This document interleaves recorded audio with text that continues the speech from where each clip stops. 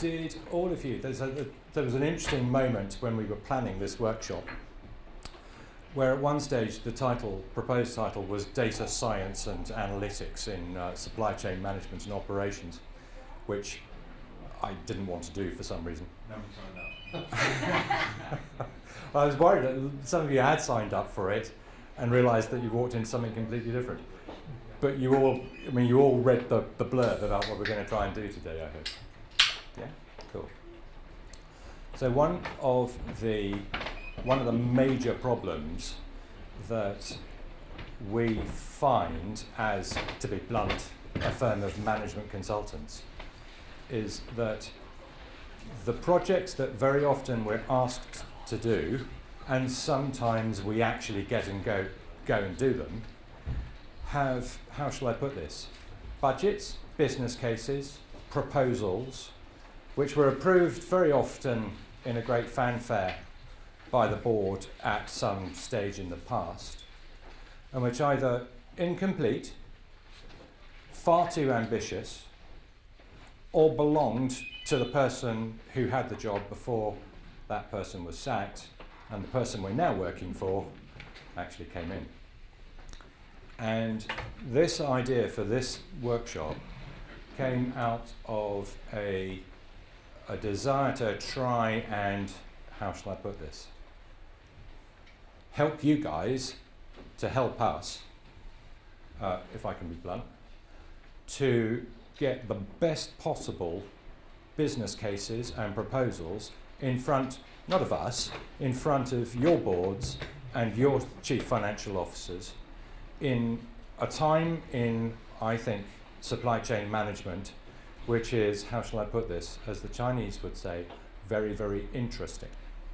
Okay, so we're going to do this in 4 10-minute sessions, and broadly it's going to go why, let's face it, I think, and we may all, I hope, think, that supply chain management in the widest possible sense is actually, we think, the management science of the next 5 years. The management science of the next 5 years. For the second 10 minutes, we're going to talk about what that means in terms of the agendas and the priorities which, as supply chain managers, if I can use that term, we are going to need to respond to, and we're going to identify, I hope, with your help, a number of areas where actually we are going to lead the way. In the third 10 minutes, if we're all still here and still talking to each other, we're going to talk about some of the techniques which we see and frankly been on display everywhere in this building today in order to help people address their supply chain challenges, whatever they may be. And in the last 10 minutes, we're going to talk about what you do in terms of tactics and best practice to get your stakeholders, right up to and including my favourite person in any business, who's the chief financial officer, to agree with you about what you want to do, understand and agree with you about how much it's going to bring to the business in terms of benefit, and then frankly give you the money to do whatever it is that you need to do. All right? And when we get to that stage, then, and if we're all still happy with it, I'm going to go way off piste and share some ideas and frankly, how shall I put this, unconventional tactics for winning the hearts and minds of boards, advisory boards, executive committees, and in particular the finance and IT communities in your business, who very often, and apologies for anybody who's either in finance or IT, form, how shall I put this, an impenetrable barrier very often to getting the kinds of initiatives that we would all like to see off the ground in the first place. So, quick sense check. Are we all still in the right room? Anybody want to leave now? And do we think that's a kind of interesting agenda and discussion basis? Okay, so first choice point in the discussion. I have got a whole load of slides because I'm a consultant and I know some people who can do slides. I'm not going to inflict them on you. We can. I don't know why I'm standing in front of the light, just for the fun of it. Just wait. Oh, we can't show them anyway. No, we can. We were just waiting for a key. Okay. I would much rather do this with your help as a discussion, which I will do my best to both provoke and then control. Famous last words. Okay. So, what would you like to do? I've got a whole load of stuff which I can tell you about why I think supply chain, why we think supply chain is that vital science, and how we structure our approaches to making proposals to people like you and getting stuff through all proposals. Or we can do it in a more interactive, who's got the best story about this particular thing way now. Which would you prefer? Machine gun you with PowerPoint? Or I'd maybe do a bit of PowerPoint and then we stop and talk about it?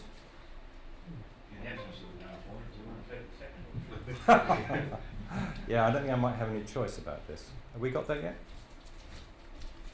There is one slide I do want to show you, and I promise you it's not foreseeing. Exactly, let's see if we can do it. Because there is one slide I do want to show. Go to, slideshow. Thank you very much. Should we move on? Okay, yeah, go on. Keep going. So, there we go. I think you may all have had access to this presentation, or you will have in any case, so please don't feel you need that. All right, okay. So, in short, why is this year of all years the year, I think, for supply chain management in a generation? Okay. So, crack on. What was the next one? Right. So, steer with pride, a motto in my profession. After all, I'm famous for finding out what you know already and then telling you about it as a management consultant. So this is PwC CEO survey from 2023. I don't know if you've seen any of these stats, but I'm just going to cherry pick two things. That one, global economic growth will slow. And let's do this one. 50% of investments being made in evolving businesses for future readiness. Okay? We started off this morning with a discussion about supply chain and sustainability, which I thought was fascinating. But I think if I can just ask the first question there, the majority of your organisations are probably worried about supply chain resilience and avoiding the problems that we've seen over the last 18 months. Is that correct? Those in favour say aye. Okay, good. Can you turn this off now? You spent so long getting it working. No, I'm just going to turn the display off, part because I'm getting I'm getting a great tan, but I don't need one. So I don't know if anybody here is as old as me. I'm looking around the room. I'll be 60 this year, believe it or not. Thank you. And I worked through what I call Supply Chain 1, which was the electrification of supply chain systems that took place between about 1997 and about 2008, when everything stopped, at least for a year or two. And what I'm seeing now is, as I come back to supply chain management, as I've done in the last year or so, is that the majority of corporate investment over the last 10 years has gone into customer and digital and e-commerce in particular, and everybody trying to keep up with Amazon. Okay? And I'm seeing supply chain people coming back this year saying, at last, the organisation has realised that the only cost base that we as an organisation control entirely ourselves is effectively our supply chain and operations base. And that the focus is going to be there for the next 2 to 3 years. because CFOs now understand, after the shocks, particularly of the last 12 months, that there is no free and easy growth out there anymore. This could be happening to them all the time. A lot of them are suffering from panic bullwhip effects, from over-ordering and inventory bolstering in the last 12 months in response to whoever got that ship stuck across the Suez Canal, apart from anything else. And that actually, if CFOs are going to be famous over the next 5 years, they're going to do so on the basis of cost reduction and efficiency and productivity improvements rather than growth in the sense that we've enjoyed it over the last 2 to 3 years. So, straw poll. Who would broadly agree with that? Come on, be bold. We've all got antiperspirant on, it's okay. Yeah. Cool, right.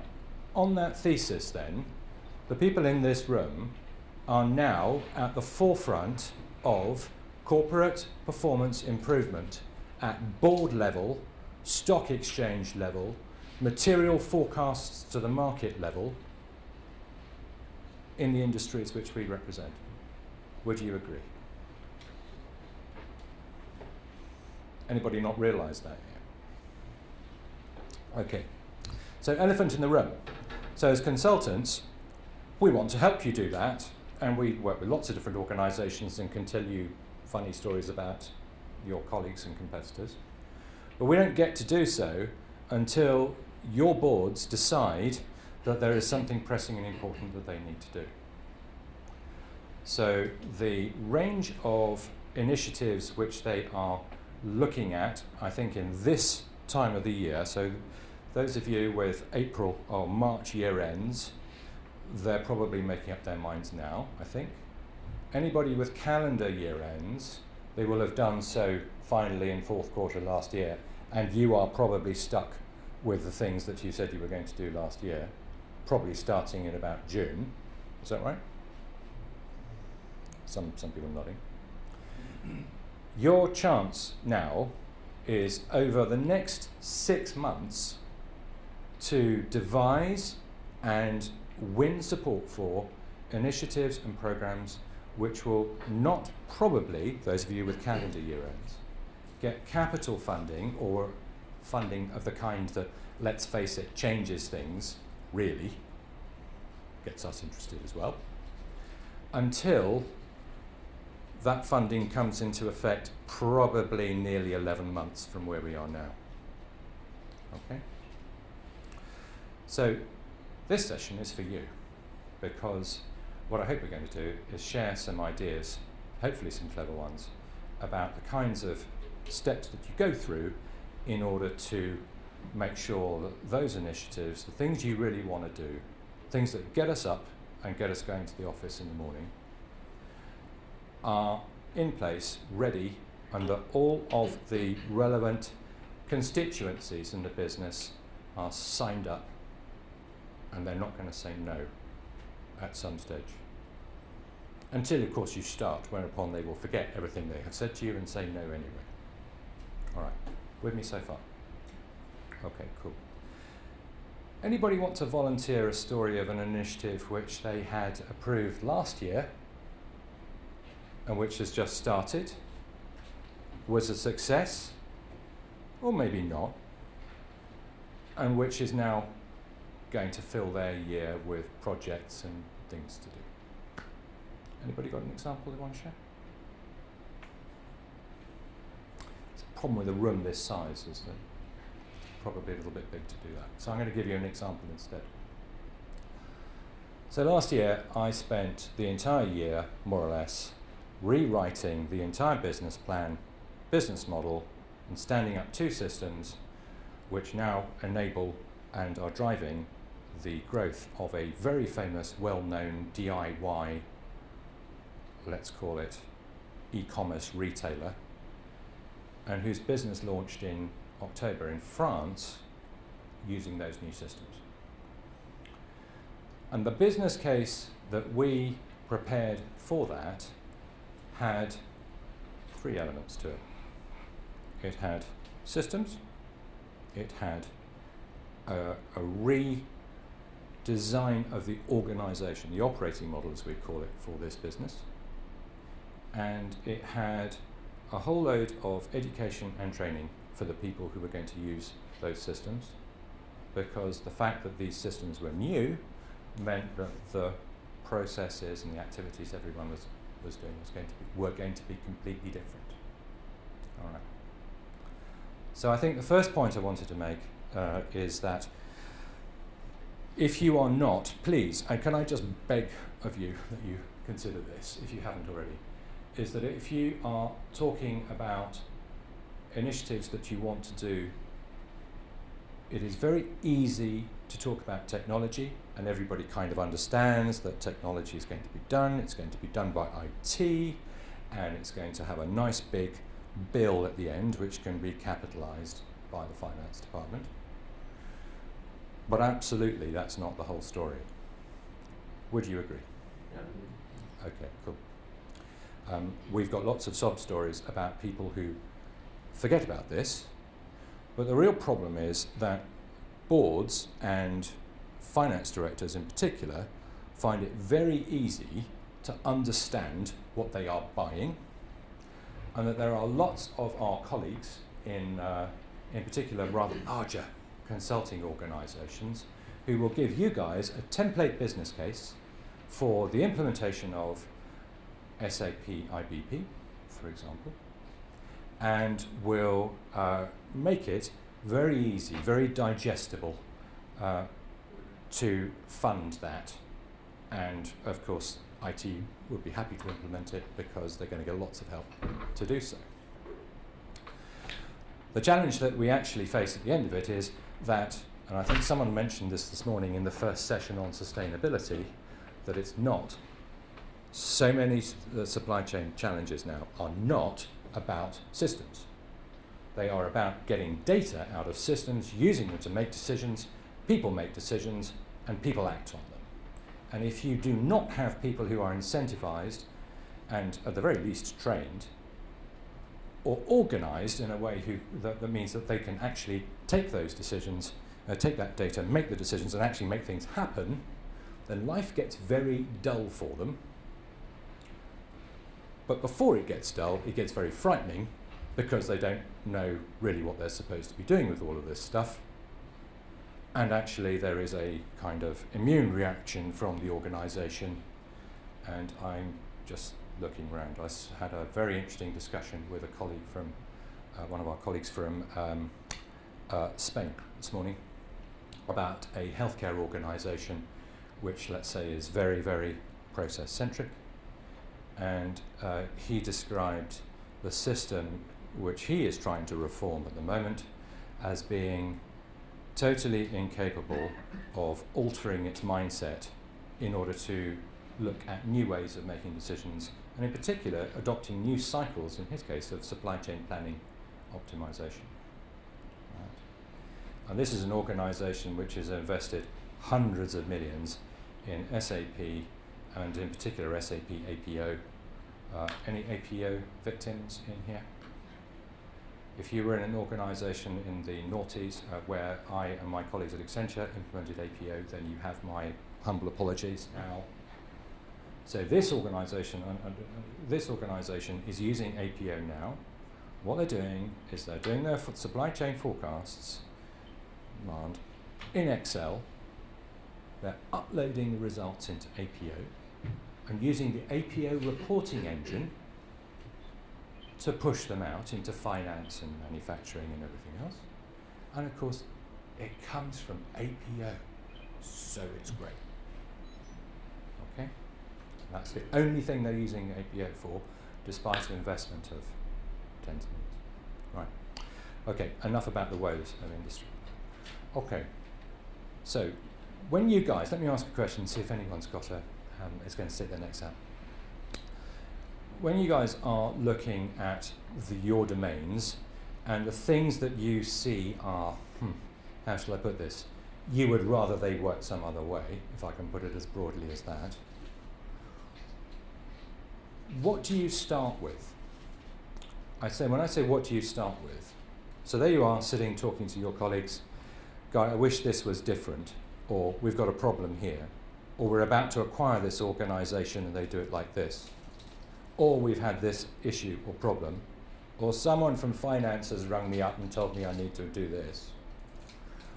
Where do you start in terms of change planning, ideation? Anybody want to chuck one out there? It's quite a broad question, but you could start off with culture. Sure. If you wanted to make a change, but it just depends. I mean, the question itself I find it quite broad. So if you start with culture, Yeah. which I think everyone would agree is a problem to some extent in every organisation, do you then think, right, what can we do to change the culture? Right. And what, I'm leading you out here, sorry, but what would you consider the most, how shall I put this, the way that other people, when you tell them about it, what's the most effective means of changing that culture that you think they will be able to understand and support? Repetition or constant repetition of what you're trying to achieve and sharing the same message over and over again until the team naturally gets where you're trying to go. For way that we did it, I manage a data science team. Sorry, I didn't get a chance to introduce myself earlier. My name is Mark Davis. I work for Electa. It's a medical device manufacturer. And we produce linear accelerators that treats cancer. So in my organization, I'm responsible for data science team within the supply chain organization. So the way that we organically grew our data science team is we initially started with the culture. And we kept on repeating the same quote to everybody in the team until they got it what we're trying to say. And that quote is very simple, quite funny, which is, in God we trust, everybody else must bring data. And we kept on repeating that until everybody essentially knew that if you're trying to prove a case, you need to have the data. And if the data is not correct, then clean the data. Once we clean the data, then we move to BI, business intelligence, to create visibility for others who don't work necessarily in supply chain across the field service team to know exactly what's happening in supply chain organization.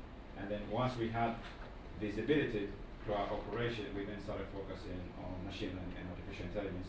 And it was quite easy for us to get the budget from finance and IT because we could prove why we need to go there based on the information that they can now see on BI application, for example. But I don't want to get into too much details because No, you don't want to give it all away, do you? I mean, no, necessarily. I quite understand. Talking for ages. No, good. So what you're doing, you're describing to me, is what the military used to describe as a break-in battle. So when I don't know if you've ever been here, I used to be in the army, and whenever you got to a town or something like that, which you had to, take in the old-fashioned word, you'd have to find some way in and then you could surround it. And the break-in battle, it translates into what we call in consulting the journey. How do you break down the journey into stages? And you picked, very interestingly, the thing that most people come to last, which is culture. Because they start automatically, very often, or somehow the change signal is changed into, oh, we need a new system to do this, in the way that I was describing. Now, not bending your point to fit mine. What I'm saying is that everybody needs to choose one simple thing which everyone can get round, understand, and hear. So, anybody got an example of a supply chain message or key message, if you like, that they're using at the moment or they feel would be appropriate for their organisation?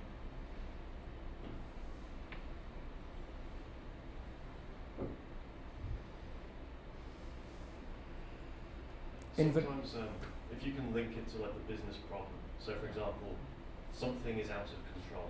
What is that something? And therefore, we need to find a better way. Maybe there's a solution, maybe there's a change in the process. But what is it that you need to do that links to that business problem? So don't turn up with the solution. Say, here's the problem. How are we going to solve it? Exactly. And go on. Sorry, I think it's a really good example because linking this back to the business problem, like if you look pre-pandemic, there's a reality in consumer goods, for example, everybody was cutting their supply chain, service was progressively getting worse as far as say retailers I deal with were concerned. but it didn't seem like a big business problem until it became catastrophically bad. And I think there's a role for supply chain, for example, to play in explaining that and translating that properly. For saying service is a bit rubbish and below target, for example, people may listen to you, explaining why it's a big problem and the business opportunity that you're missing, and really linking it to the results that the business needs to deliver is one of the roles of good supply chain leader in my view. Because I think you've got a lot of functional expertise, but unless you can translate that into why it's important for the business, you won't get listened to. Cool. I've got a cast iron example of a conversation which changed in 24 hours in a leading organisation. It's on exactly that basis. Has anybody, before I whack that out, has anybody got any similar stories they'd like to chip in at this stage? I think I'll just go to your point. I've held senior buying positions in places like Tesco and Asda, so I was probably the person, pressurising my supply chain teams, going, why is my supply, service level below 80%? I wasn't really interested in hearing why. I just wanted to know when is it going to get up to 90%. But like I said, if it's explained better what the reasons are, then possibly people understand it a bit better. But unfortunately, I always feel supply chain teams do take the battery from people in other departments. Where I'm losing sales. I've got my ops team on my phone every minute going, shelves are empty. Why is it empty? When is the stock coming back in? But this is certainly an issue in terms of the flow of information coming through end to end. In our world, we're in the 3PO environment, and all of the customer discussions that we have, the supply chain now is at the board level in any organisation. They have a seat at the table now. And it's and you look at CEO statements and investor information, they talk about supply chain as becoming a competitive advantage to guide the next 3, 5, 10 years, which that wasn't there 5 years ago. By humble opinion. So I think it's automatically assumed now that business results are directly linked to supply chain performance. Yeah. Interesting how in the media supply chain is actually what portrayed as a problem now, hasn't it, as well? Car manufacturing, the supply chain problems associated with components. I mean, you can't buy a new car for 18 months. So we're battling, aren't we? And yes, we can be the solution, but equally when media gets hold of it, we're actually We're the source of the problem in the first place. problem in the first place. So there's a thing in IT, there's a phenomenon in IT which someone once said to me, you can never get it right in IT because when you do, everyone else is just working fine, and the only time they notice you is when the system crashes or goes down, and then you are the devil incarnate. God help you if you're a victim of ransomware or something like that. So at least people are starting to take cybersecurity seriously. But you make a good point about the evils or the evil demons of supply chain. And I don't think really anybody makes enough yet of some of the supply chain enablers, which we frankly as supply chain professionals sit on top of. And I noticed by the light being on, the Pro thinks I ought to look at this slide. And so there are, the stuff that I used to bang on about in the 80s, the noughties, about new product introduction, about cost reduction, basically operational value, and that's in terms of agility as well as resilience. And then lastly, and I think it's wise to remind ourselves of all of these things, our ability as supply chain professionals materially to influence the top line. And then in this case, and I'm just going to give you my war story about this, which comes from a conversation which took place while I was doing this work last year, where I went to see the supply chain director because we were setting up a 3PL operation in a very, very neighbouring European country. And he actually said to me at one stage, my problem, Will, is that I have got at any one time 500 million of inventory knocking around in various different places, from the stores to the DCs. I've got another 100 million in the air or on the ground or on the water rather, between here and East Asia. And I think I could get 25% of that back. Reduce our inventory holdings by 25%. Okay, so I happened to mention this to his CEO. I wasn't dobbing him in. Quite the opposite. Later on that day, following morning, poor old Dave, let's call him, gets a call from the group CFO saying, I hear you've got 150 million of my working capital and I want it back. So the moral of the story is, and by the way, he's still wrestling with how to do that. I'll turn this off now.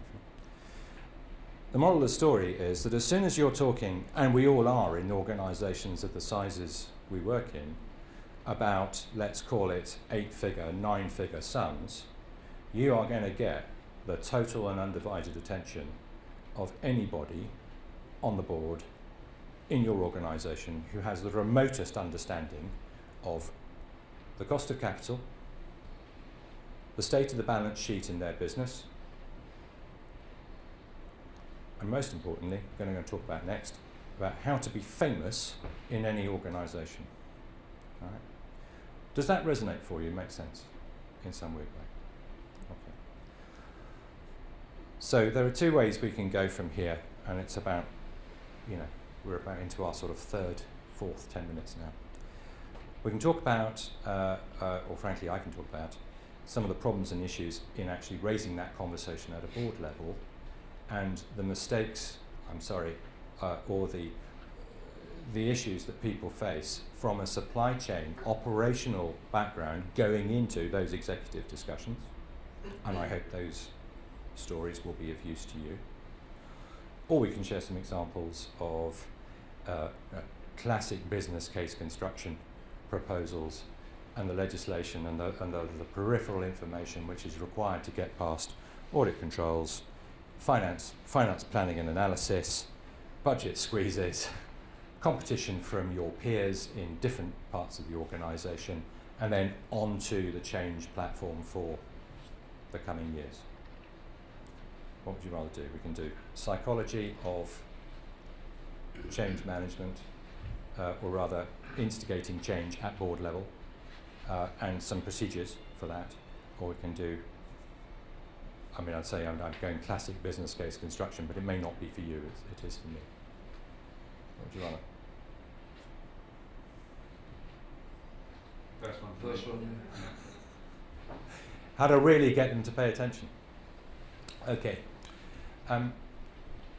When I go and talk to executives, and when I take my cohort of business managers through the whole process, no, I don't think any of these is going to be. No, I don't think.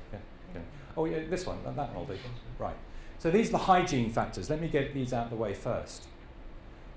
Are all of you aware of the cycle and timing of strategic decision making and your company's annual planning processes? Yes?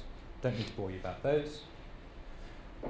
You all know about stakeholders and stakeholder management. Budgeting. Yeah, fairly straightforward. Go and see your nearest Big Four consultant. They'll give you the budget, and it should cost you about half of that. Come and see me if you want to work out why. Timelines, impact, and there is this bit. All right. So this is the bit that everybody starts with, and how you put this through. But there is one thing that's not on here because it's not in, believe it or not, our handbook, but it bloody well ought to be, and it bloody well ought to be in yours as well, which is what are the countervailing factors, and who are the people that are going to get in the way, and how do you understand, and with your team, because you all have great teams, I'm sure, build a, how shall I put this, a non-inflammatory vocabulary about managing the people who can only say no. All right. So here's what I tell my teams. There are 3 things which motivate people at executive level: fear, fame, and philanthropy. and as a bit of a joke, I call them the 3 Fs.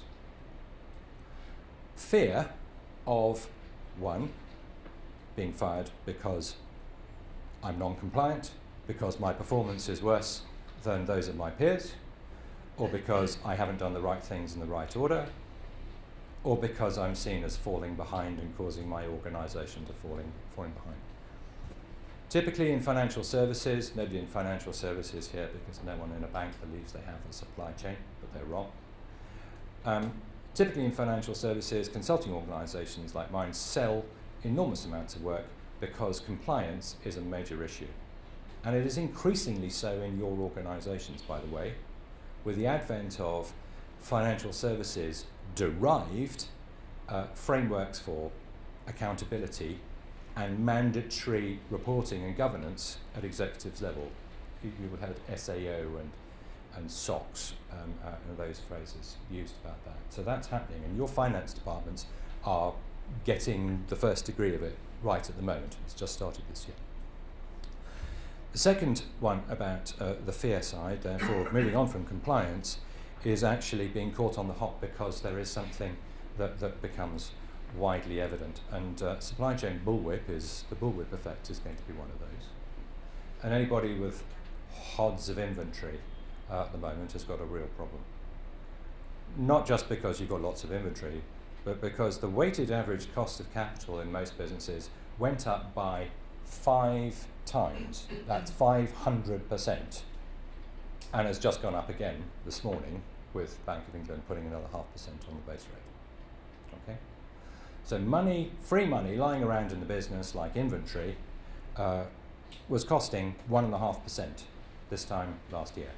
It's now costing nearly 6%, and that's assuming your finance guys have done a great job and got their corporate money and bonds issued at, in an appropriate structure. So it's gone from 1.5 to 6, and it's likely going to go up again, 7.5% probably. So the problem we've got at the moment is that the business is now paying 4 times as much for its debt, ineffectively, this year, last year. Okay, so that's why being caught out on the wrong side of that is important at the moment. Right now, so we talked about fear, fame. People in business at executive level, and that, of course, that's none of you, or all of you, are above what I would call the clutch plate. And those of you who are at that, on the borders of, how shall I put this, operational responsibility and executive management and decision making will know what I mean. Because on a clutch plate, I'm an engineer by trade and training, on a clutch plate there is slippage and heat as a result. And the slippage is between what the board or those people above the clutch plate promise each other and promise the city as part of their negotiations of their risk and reward and their contributions, their emotional contracts as we describe it with the business. So a CEO's job is to go round a boardroom table much like this, round about this time of year, if it's April, and go, right, who's got a contribution to the kitty this year? Right. So who's going to reduce cost, or who's going to increase sales? Because we all need to chip in, and that's how it starts. That's how the corporate planning round starts. The challenge, therefore, is to work out, and this is what the people above the clutch plate are doing, I'm sure none of you are participating in this, is what can I get away with? Yeah? I'm going to have to stick my neck out, and I want to make sure that I'm not doing so too far, but that I've got a really good plan if somebody actually says, yes, come on down. You're going to be our strategic contributor this year. And as I said, the opportunity is to make your supply chain organisations that strategic contributor. And we think you should, not just because hopefully you'll come and ask us for some help.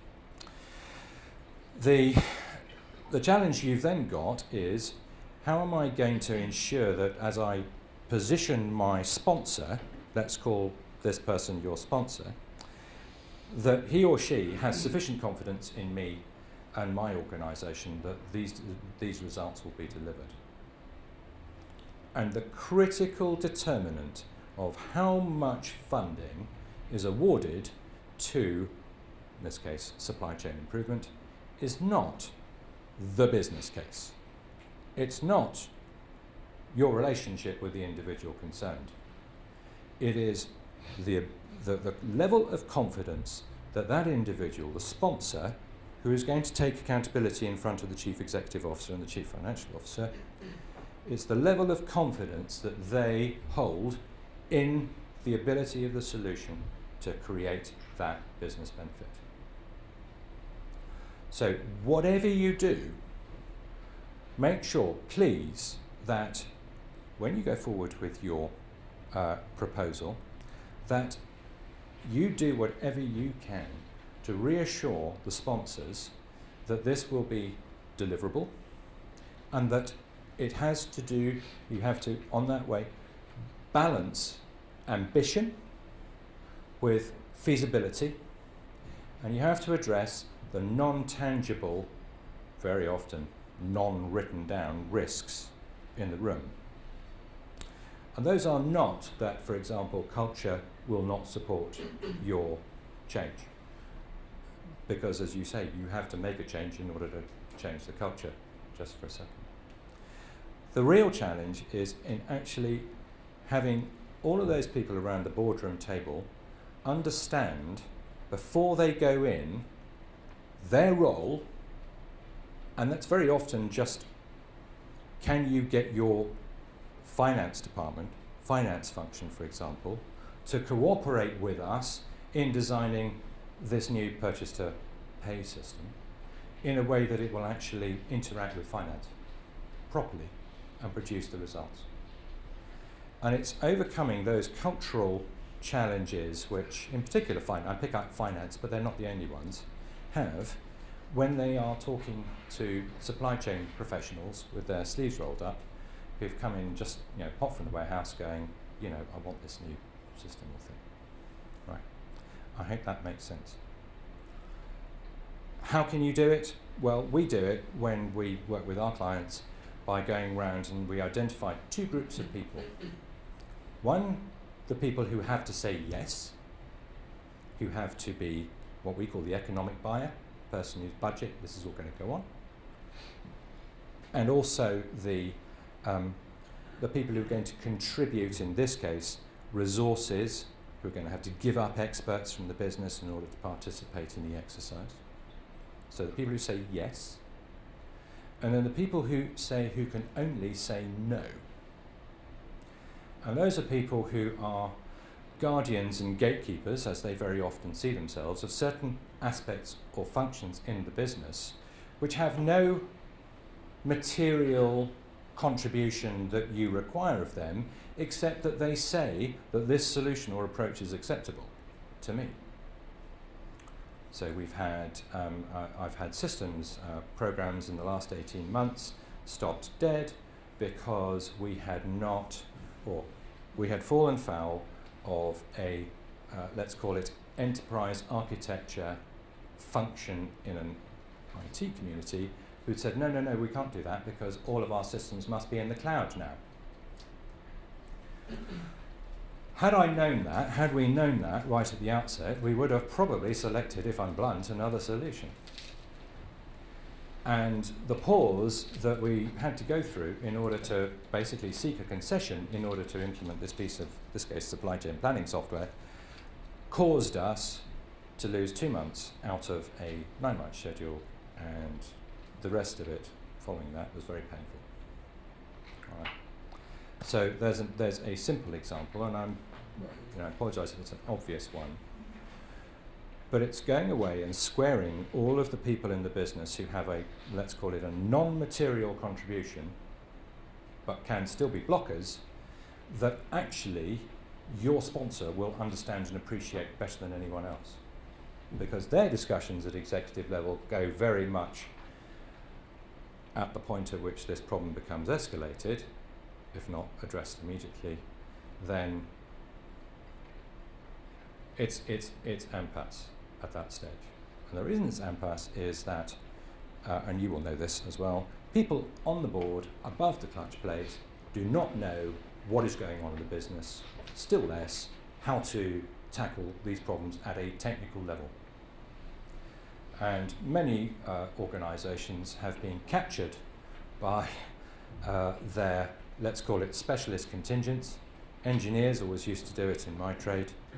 And we used to say, for example, that corporate planning had been captured by the accountants because as soon as you went into an area, for example, about capitalisation of change, might be some accountant would go, no, sorry, I know more about this than you do, and your voice is then ignored at the table in favour of the expert.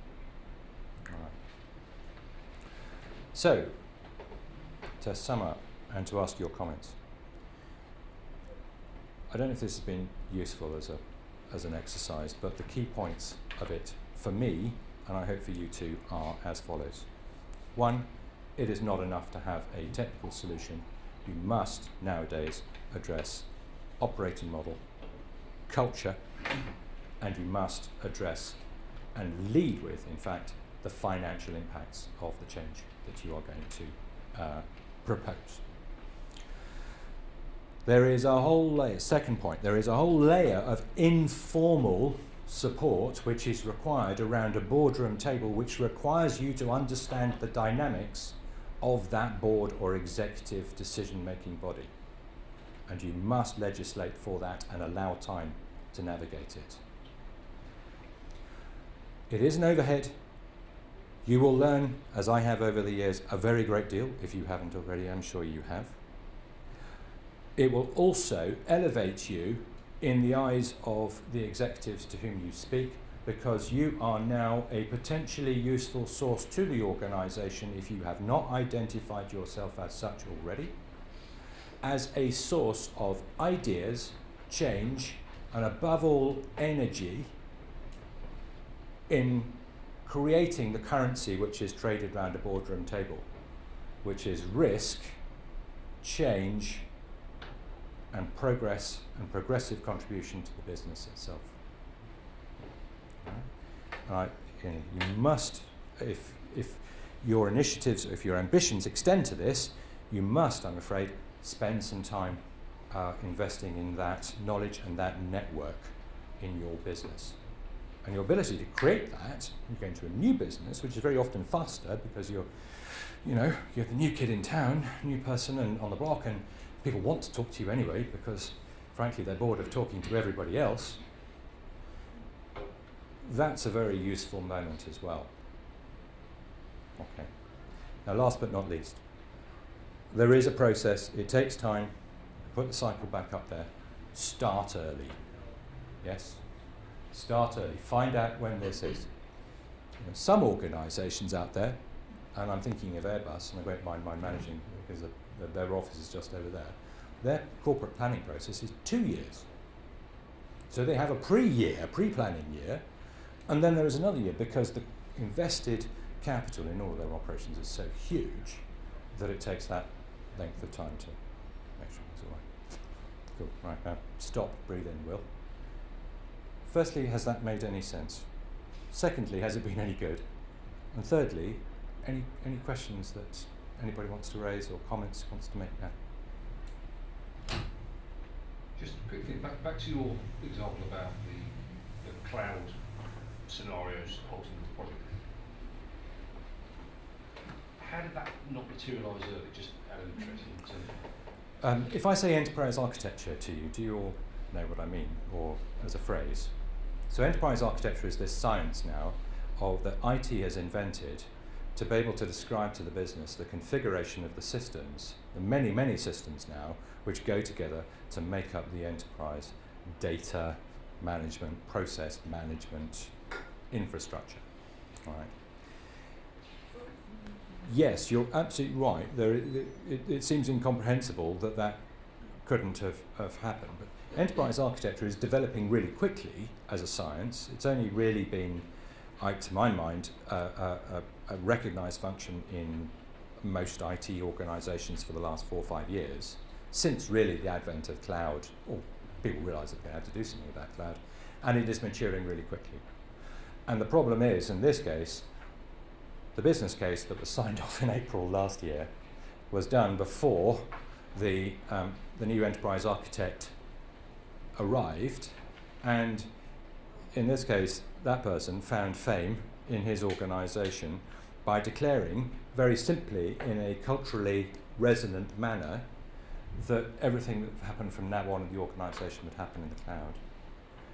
And what we hadn't done, and mea culpa as well, is gone back and double checked that before we went into implementation. So, any other points? Okay.